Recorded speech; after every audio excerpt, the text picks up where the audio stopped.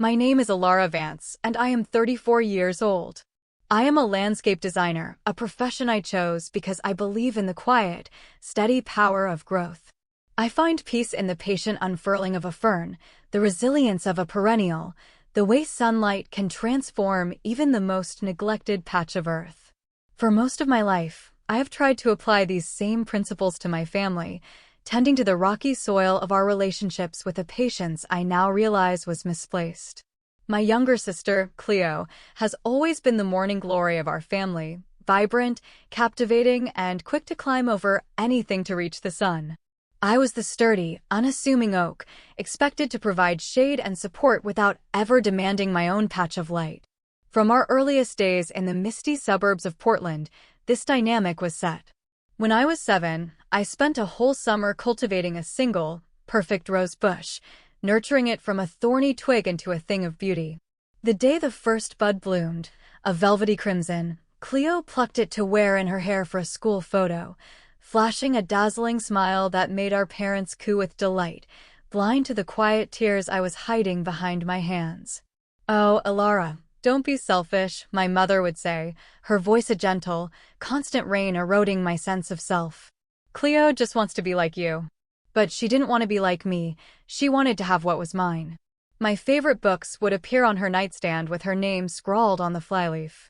The university I'd dreamed of attending, Reed College, suddenly became her first choice, and she charmed her way into a scholarship I hadn't received.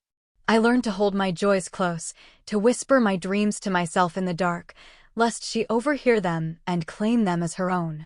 My escape was graduate school at the University of Oregon, where I could finally breathe my own air. It was there, amidst the towering Douglas firs and the intellectual hum of the design studios, that I met Julian. He was in the architecture program, and our first conversation was a 3-hour debate over the merits of formal versus naturalistic garden design. He had kind eyes, a laugh that felt like coming home, and he listened to my ideas with a focused intensity that made me feel seen in a way I never had before. He saw the oak, not as a background feature, but as a magnificent structure in its own right. Our love felt like a well-designed garden, a harmonious blend of passion and peace. We moved back to Portland, bought a small craftsman bungalow with a yard I transformed into a lush sanctuary, and built a life together. Julian's career in a prestigious architecture firm flourished, and I started my own boutique design company, Verdant Soul, creating green spaces that brought tranquility to urban lives.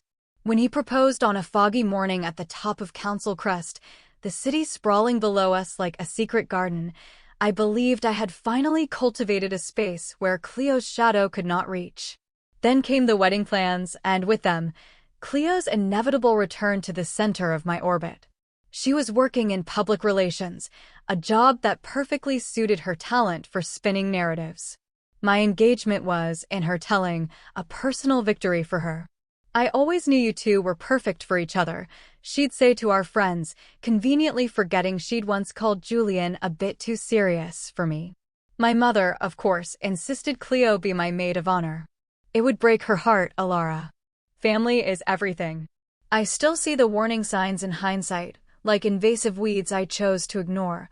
The way she monopolized the toasts at our rehearsal dinner, telling long, embellished stories about her own romantic escapades. The way her hand lingered on Julian's arm just a second too long during the reception photographs. But I was so determined to protect my happiness that I pruned away my own intuition. Julian noticed her behavior, squeezing my hand under the table. "She just wants the spotlight," he whispered. "Don't let it bother you. Tonight is all about us." I held on to his words like a trellis, believing they were strong enough to support me. The first few years of our marriage were a peaceful season of growth. We were happy. We talked about children, but Julian was hesitant. "Let's just wait a bit longer, Elle," he'd say. "Until the firm makes me a partner. I want to be able to give them everything."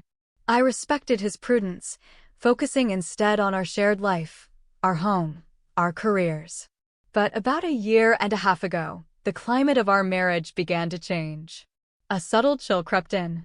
Julian started working later, his phone always placed screen down. He became vague about his evenings, citing client dinners and networking events. The easy intimacy we'd shared was replaced by a polite distance, like we were two strangers sharing a house. "It's just stress, Elle," he'd say when I tried to talk about it. "This partnership track is brutal. Once it's over, we'll get back to us." They never did. The distance grew into a chasm. I found receipts for dinners I hadn't attended, smelled a cloying, unfamiliar perfume on his jacket, a scent too sweet and modern for anyone in my circle. Once I found a single, platinum blonde earring in his car's passenger seat. Cleo had recently bleached her hair platinum blonde. I told myself I was being paranoid, that the old wounds of my childhood were making me see shadows where there were none. Why would Julian, my steady, thoughtful Julian, betray me with my own sister?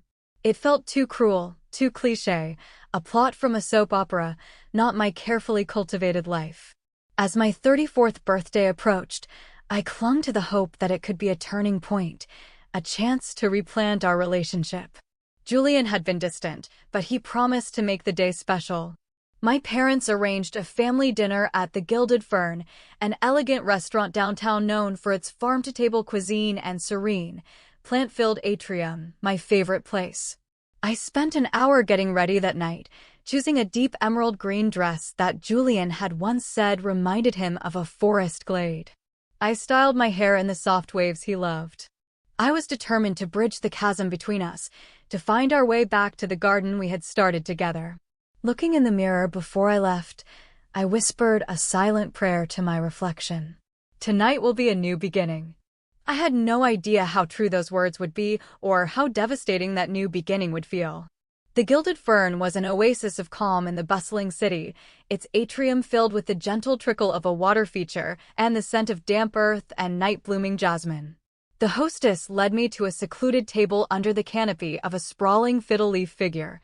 "Mrs. Vance," she smiled, "your family is already here." My parents stood as I approached. My mother's smile was warm but measured, her love always feeling like it was being rationed. My father gave me a brief, solid hug. "Happy birthday, sweetheart," he said, handing me a beautifully wrapped gift. "Your mother has excellent taste." "You look lovely, Alara," my mother said, her eyes doing a swift, critical scan. "Though that shade of green does wash you out a bit, don't you think?" I tucked the comment away in the well-tended part of my mind reserved for such things and smiled. "Thank you for putting this together, Mom. It's perfect." Cleo was, predictably, not there yet. She had always treated punctuality as a suggestion meant for other people, preferring to make an entrance. I checked my phone for a message from Julian. Nothing. "Julian's running late," I explained as I sat down. "A last-minute deadline." My father nodded. "That's the life of an architect. Ambition takes time." The waiter arrived, and I ordered sparkling water, wanting to save my first glass of wine for a toast with my husband. Just then, a ripple of movement at the entrance announced Cleo's arrival. Her laugh, bright and artificial, cut through the restaurant's quiet hum. She wore a shimmering silver dress that clung to her like a second skin. But it wasn't her dress that made my heart stop. It was the man holding the door for her, his hand resting proprietarily on the small of her back. Julian. They moved toward our table with an easy intimacy that spoke of long practice, not a chance meeting in the parking lot. He looked freshly showered, his cologne sharp and new. The last-minute deadline excuse disintegrated into dust. "Sorry we're late," Cleo chirped, leaning down to air-kiss my cheek. "Can you believe it? I ran into Julian just as he was parking." Small world. Julian avoided my gaze as he took the seat next to me, giving my shoulder a squeeze that felt both apologetic and perfunctory. "Happy birthday, El. Sorry, got held up." "No problem," I said, my voice a marvel of steadiness. "I'm just glad you're both here." The meal passed in a blur of polite conversation. My parents recounted their latest trip to the Oregon coast, while Cleo regaled us with a story about landing a difficult new client, punctuating her tale with triumphant glances at Julian. He remained quiet, his food barely touched. I placed my hand on his knee under the table, a silent plea for connection. He flinched before placing his hand over mine. It was cold and clammy. After the main course, my parents presented their gift, an expensive but impersonal gift certificate to a high-end spa. Julian handed me a small velvet box. Inside was a diamond necklace, beautiful but generic, like something chosen from a catalog by a distracted assistant. Cleo's gift was a silk scarf in a garish shade of pink. "It's totally you," she declared, though I hadn't worn pink since I was 10. As the waiter brought out a slice of decadent chocolate lava cake with a single candle, my father raised his glass. A toast. "To my oldest daughter, Alara. You've always been so dependable. Your mother and I are so proud of the stable, beautiful life you've built." Stable. Dependable. The words of a groundskeeper, not a father celebrating his child. As they began to sing, I saw Cleo exchange a loaded, excited look with Julian. A knot of ice formed in my stomach. "Actually," Cleo interrupted, her voice ringing with false modesty. "Before Alara makes her wish, I have a little announcement. And since it's her birthday, a day for celebrating new life, it feels like the perfect time." She stood up, one hand moving to rest theatrically on her flat stomach. The gesture was so deliberate, so full of meaning, that the air left my lungs. "I wasn't going to say anything for a few more weeks," she said, her eyes, gleaming with a hard, triumphant light, locked on mine. "But I'm just too happy to keep it a secret. I'm pregnant." The silence was broken by my mother's delighted gasp. My father's face broke into a grin wider than any I'd ever received for a design award or a successful project. "That's wonderful news, sweetie. How far along are you?" "About 12 weeks, Cleo said, her hand still protectively on her belly. "But there's more." She paused, savoring the moment, the architect of my public demolition. "Julian is the father." The ambient sounds of the restaurant, the clinking of silverware, the murmur of conversations faded into a dull roar in my ears. At our table, a pocket of absolute silence descended. My father's wine glass stopped halfway to his lips. My mother's joyful expression collapsed into a mask of confusion. Julian stared at the white tablecloth as if it held the answers to the universe. This isn't how we wanted to tell you," he mumbled, the words addressed to the table, not to me. "We," I repeated. The word felt like a shard of glass in my throat. Cleo reached out and covered Julian's hand with her own, a gesture of ownership. "We wanted to wait, of course.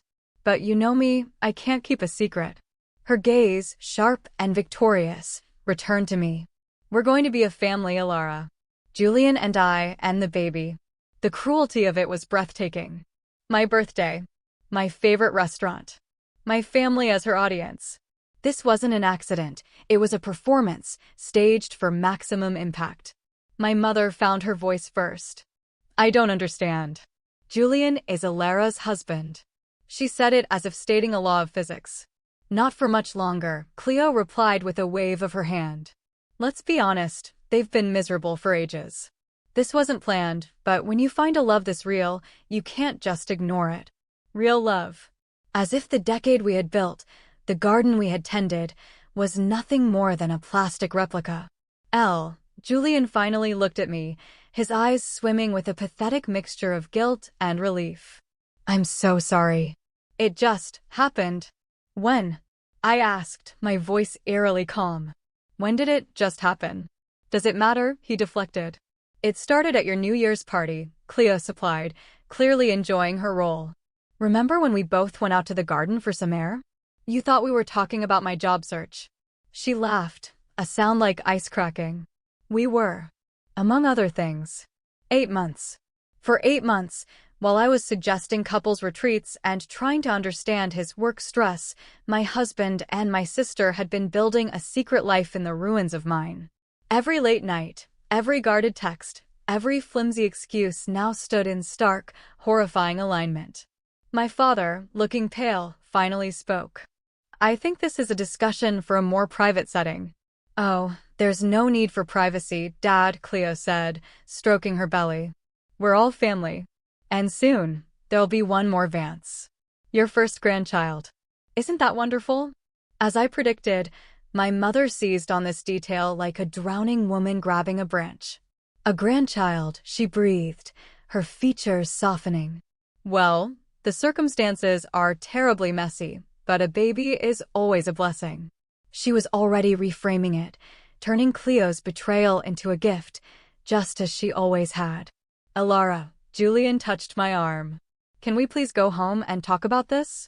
I looked down at his hand, the same hand that had slipped a ring on my finger and promised me a lifetime. I felt nothing. I need to use the restroom, I said, standing so quickly my chair scraped against the stone floor. No one moved to stop me. In the cool, marble-tiled bathroom, I leaned against the door of a stall and waited for the dam to break. But the tears didn't come.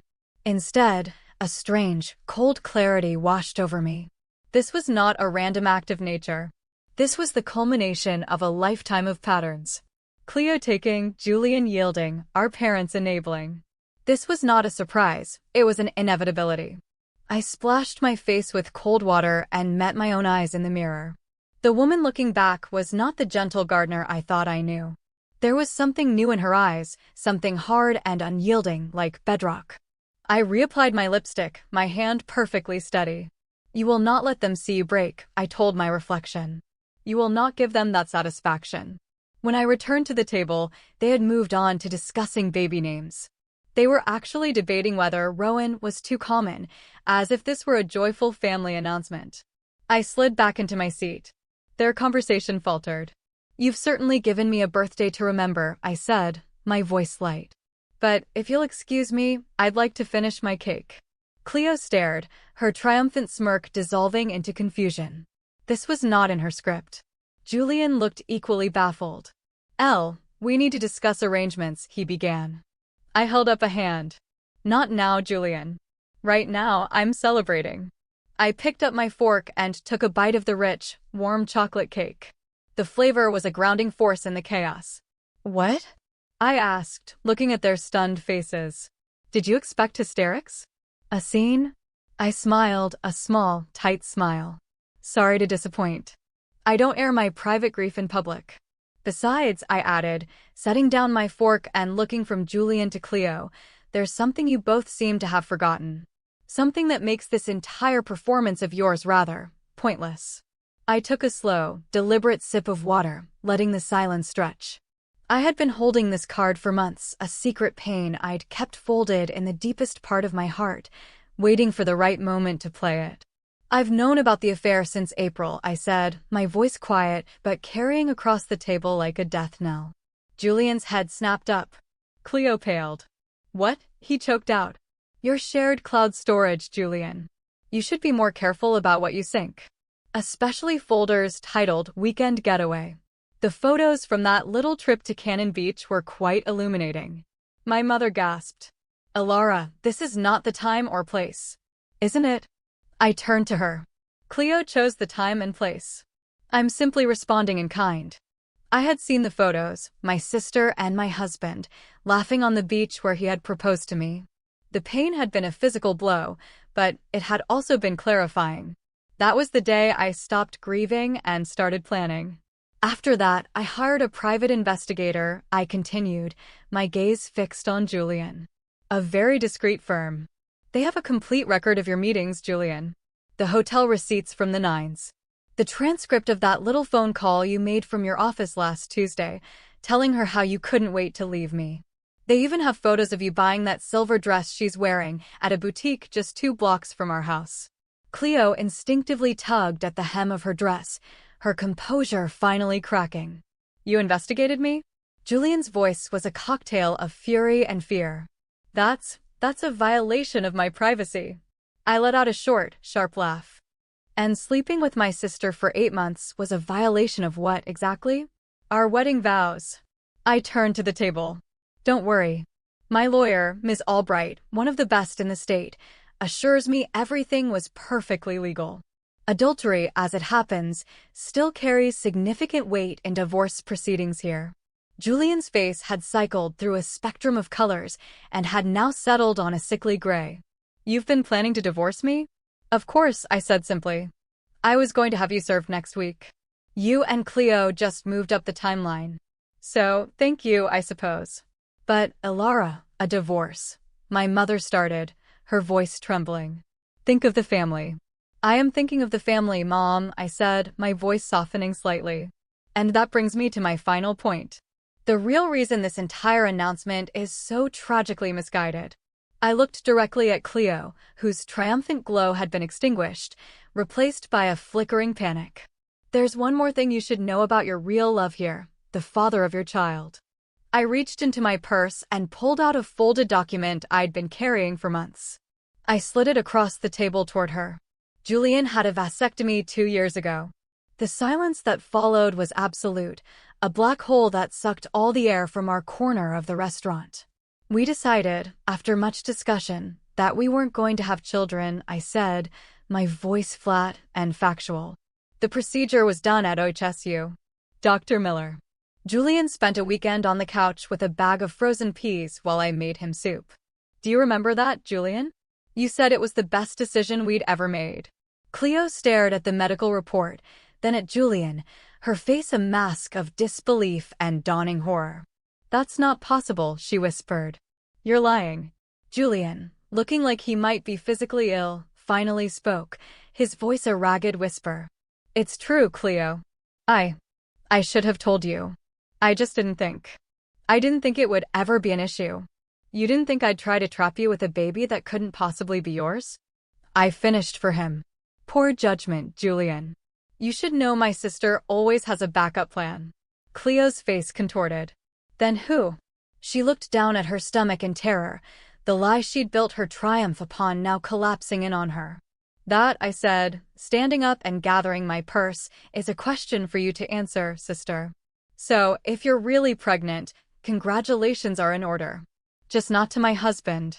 Cleo shot up from her chair, knocking it over with a clatter that drew stares from across the atrium. I need some air, she choked out before fleeing toward the exit. Julian hesitated for a second, his gaze torn between her retreating form and my impassive face. Go on, I said, my voice devoid of emotion.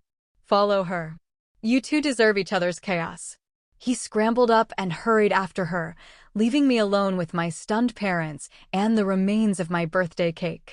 My father stared at me, his expression unreadable. Alara, I don't know what to say. There's nothing to say, Dad, I replied, picking up my fork and taking one last, defiant bite of cake. It tasted of ashes and victory. I flagged down the waiter. Just the check, please. My mother was weeping quietly into her napkin. How could you be so cold, so calculating? I looked at her, and for the first time, I felt no need to soften my words for her comfort. Because I was drowning, Mom. And I learned that no one was going to throw me a life raft. So I learned how to build my own boat. I signed the bill, left a generous tip for our shell-shocked waiter, and walked out of the restaurant, leaving the wreckage of my old life behind me. I stepped out into the cool, misty Portland night, and for the first time in a very long time, I felt like I could breathe. A year later, on the evening of my 35th birthday, I stood on the small balcony of my apartment in the Pearl District, a space I had designed for myself, filled with light and life.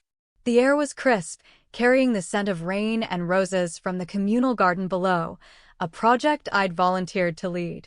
The divorce had been finalized 9 months ago.